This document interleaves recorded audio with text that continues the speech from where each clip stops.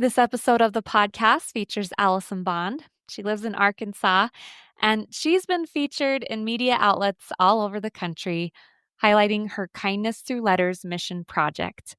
And I really felt like this was just a great, candid conversation with Allison. I felt like I was a good friend who had come over to her home, and we were just sitting down having a good chat together.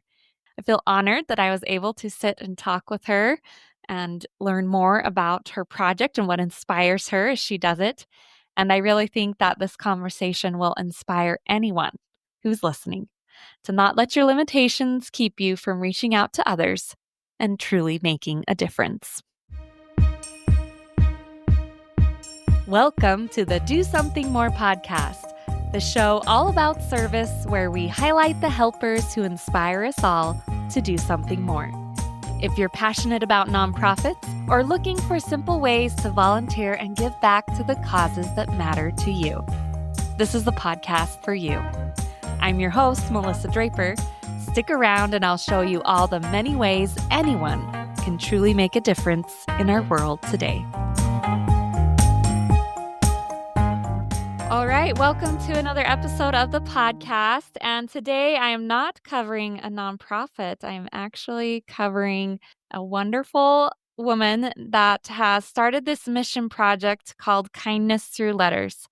And she has the goal of spreading God's love through letters to others. I'd like to welcome on the podcast here today, Allison Bond from Lincoln, Arkansas. Allison, welcome to the podcast. Yes, I'm glad to be here. Let's just start off with you just introducing yourself. Give us a little background on you and who you are. Yes, so I was born at 25 weeks premature. I have mild cerebral palsy and I am 28.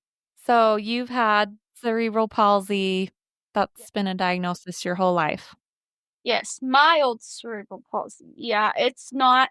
Yes, I have lived with it all my life and that's how it's going to be. But whenever I was in elementary school, my handwriting was horrible. And when COVID struck, I was like, well, I want to make a difference in people's, lives by writing a bunch of letters to them. And so I started out writing prisoners that I knew and writing soldiers who I didn't know. And then it grew from writing people that I knew or just random people all over till I got my P.O. box because I was using my home address at first, which is a bad idea when you're writing a bunch of prisoners, just from a Yeah, I thought. can imagine. So I got a P.O. box and it has grown. It has went from me writing, well, at first it was writing 5 people. Well, now Mm-hmm. I've got 5 tubs, Rubbermaid tubs, filled with letters that I finished. And even though I'm doing what God has for me and I'm not really supposed to take recognition for it, now that I've had so many interviews, I have people stop me in the middle of the grocery store and other places that apparently know me from Facebook. That actually happened to me yesterday. Yeah, well, as you said, you're doing it out of the goodness out of your heart because you feel called to do it, but people are inspired by that. Oh I yeah. want to share that with you.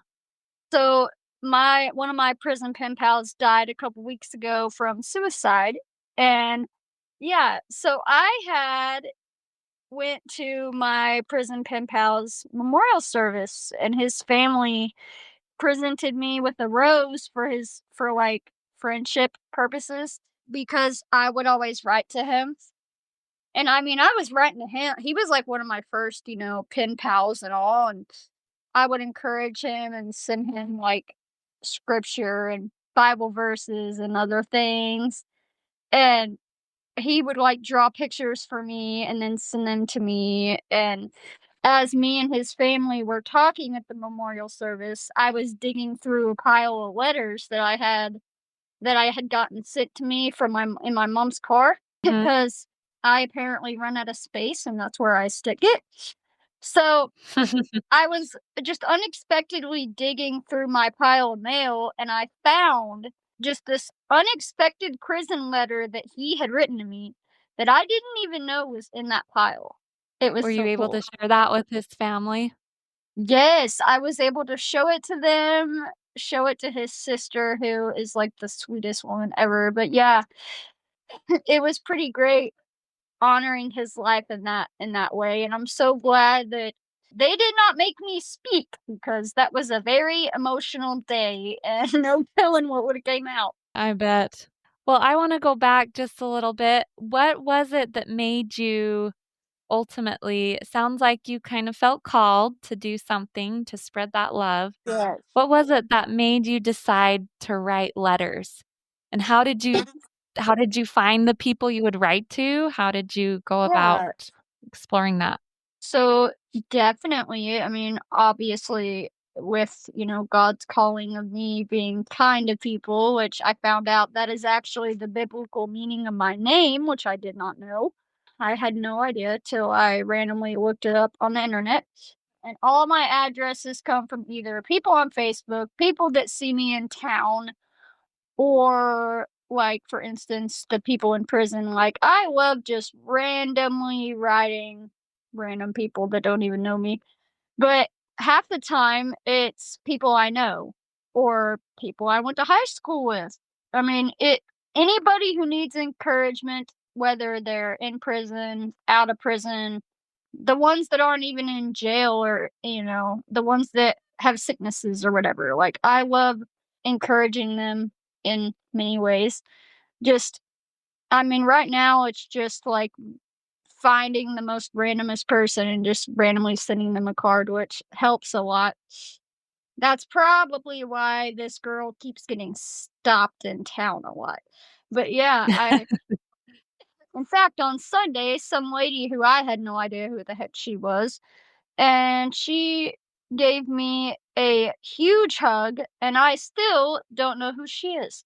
But yeah, I enjoy, like, randomly sending somebody a card whether I know them or not. That's what I did for Christmas cards this year, was just or last year, was just randomly pick out random people, like, from the neighborhood or anywhere, and I just randomly do it. Or Mhm. I have people randomly message me on Facebook and tell me so and so needs this, and then they send me the address and I add it to the list. So, Oh, so just all over, it sounds like, all sorts of ways that you've been able to write those letters. How oh many yeah. have you done so far? Do you know? Have you lost count or have Uh, you kept track of it? well, right now it's kind of off track because I also have, like, severe ADHD, and so the other day I was trying to do it by myself, which it was probably a really bad idea. I probably needed some help on that. But I decided I was gonna do, like, all the little ones first, but instead, or all the little tubs that I had before I moved on to the huge stuff. Mhm. I never got through any of them except for one tiny tub, and I hit 400 in that tub, and then I stopped because I got sidetracked. But yeah, I was just like, I'm not gonna count them all. I'm just gonna let them pile up, and so I may still have Christmas cards from last year that I didn't send off because I put them in the tub and then forget that they're in there. Sounds like you have a lot of names and letters that you're keeping track of, and one thing I saw said that you'd said you sent over 6,000 at this point. Does that sound about right? Well, that was, like, I think that might have been from when I first started. Like, Mhm. from when I first started to till now. But again, my ADHD makes it, like, virtually impossible for me to count everything. So Yeah. And it sounds like you said you have a little help with some of it. I did see in one of your videos your cute dog sitting on your lap while you were writing out letters. yes, that was when she was, like, a really tiny baby, and now she's, like, Miss Protector Butt over there because she doesn't like my other dog messing with me too much. She just wants me pretty much. But it's funny, I think I should let my soon to be adopted brother count all my letters because he's good at math. I am not. I Well, feel like he'd be mad at me if I made him do that, so sounds like you have a lot of support for what you're doing. Oh, yes. The more support, the less insane it'd probably be. I've noticed you've also written to military individuals. Is that's Yep. another group you've written to, right? Yes, I've written to a lot of people. I've written to soldiers, people in prison, people who are, like, sick, or people who have lost loved ones, or just anybody that needs encouragement. Like, I don't care where they're from, I'll write to anybody. I haven't wrote to anybody in, like, outside the US yet, because that's a little more complicated, but Mhm. and it costs more. But yeah, Right. but yeah, I love writing to just random people at the I mean, it could be the most I probably reached the majority of people on the US, but again, I have totally lost track. So, but yeah. So, I absolutely love being able to, like, encourage people and spreading God's love to them in a way that is so simple. I mean, anybody could do it, honestly. It's pretty easy. Yeah, that is an inspiration that you are showing, I think, that no matter what anyone thinks their limitations might be, there is always a way we can make a difference and spread that love. So, what's your vision for it? Do you want to just keep seeing it grow? Do you want to invite others to join you? Like, what's kind of been your vision for how you want to keep going with kindness through letters? Definitely making it bigger, like you said, growing it, Mhm. and then, like, having people, like, help me out. You know what I mean? Like, I have volunteers that obviously they use my return address because that's just easier. And they've been writing helping me out by writing stuff and everything, and then the whole, like, growing it and stuff. I actually was gonna say, I hope that, last year it was like, "I wanna get to New York." Well, that has already happened. I was wanting, like, CBS News, like, the big national news, like, I was wanting them Mhm. to get wind of it, and I thought, "Oh, I'm just gonna try to, like, Facebook them and see what happens." Well, I didn't expect them to see it. I thought, "Oh, nobody's gonna see it." Like, they don't wanna they don't pay attention, basically. And I was shocked because they actually contacted me after that, like, not even 30 minutes after that, which is impressive. Wow. And again, Yeah. I was like, "Oh, it's not gonna happen." Like, I was doubting myself, telling myself, "No, it's not gonna happen," and it did. So, I don't know when it's gonna be, but they're planning on doing it sometime this year, but they actually wanted to fly me out to New York or whatever, but my mom and dad were like, "No, you're not flying by yourself on an airplane." So and I've never been anywhere except if I go somewhere, like, if my parents drive me, but other than that, I've never been on that type of trip. I don't know when they're supposed to do it, but they're actually coming down here, kinda like what BYU-TV did. So, I'm hoping that it'll be, like, during the summer when it's not so cold, Mhm. 'cause it's, like, really cold down here right now.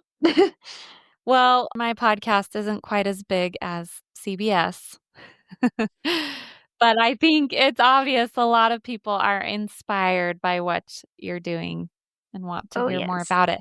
And you mentioned there you've recruited volunteers now that help you write letters? Yeah, I mean, they're not as devoted to this as I am, but they're helping out. So, every little bit of help counts, that's for sure.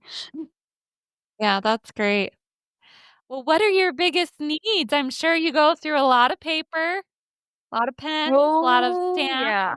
Oh, yeah. Stamps. How do you fulfill all those needs? How do you get your materials for what you're doing? Because that's a lot of letters. Yeah, I have several, like, local drop-off what do you call it? Several drop-off areas, like stores and stuff locally that help out because they're my little drop-off locations for local people. Otherwise, I have a list on Facebook. But yes, stamps are, like, the most needed thing right now. I mean, that and pins. And apparently this girl goes through way too many envelopes than what I should have. Yeah. Well, there's obviously no limit on what you have showed someone can do that has the heart and the compassion for it. So, do Def you wanna share where people can find you if they wanna help donate or help you with those postage stamps? Yes, and I will send you the link to those, but yes, I have a Facebook page. I have, like, a Amazon list that is also on my page, so it's pretty easy to find. I have a PayPal link that they can help if they don't wanna order stuff, because ordering is a little more complicated, especially when it comes to, like, shipping costs and all that. It gets a little it even gets a little confusing when I try to do it. Mhm. But yeah, but definitely stamps because that is like I mean, obviously, I have a bunch of local people helping me. And speaking of that, I gotta go get some donation items after a while because people drop them off. And since my mom works all week and I don't drive, I really don't have a specific way to get them, but I get them. Like, I'm gonna have to probably get them probably this weekend. And it's cool because they always text me and they're like, "Hey, you got something." And I'm like, "Oh." Well, that's good. I will leave links to all of those in the show notes, so anyone that's listening here that wants to help support you can do that. And Allison, we always love to kind of end this podcast on words of encouragement or advice. So, what words or encouragement advice would you have for anyone listening that's felt called or inspired to do something like you have? What's your encouragement and advice for them to just to do that, to not worry about the limitations and to move forward with it? What would you tell them? Definitely a lot of praying and definitely do like what God wants you to do. If you feel led to do it, just go with it. Like go with the flow. Just basically I mean, never give up on your dream type of thing. And always do your best to help people no matter the situation. You definitely are an example of that. And as you shared earlier, I love your idea of not giving up on people. Yeah, that's another thing. Do not give up on people no matter the situation.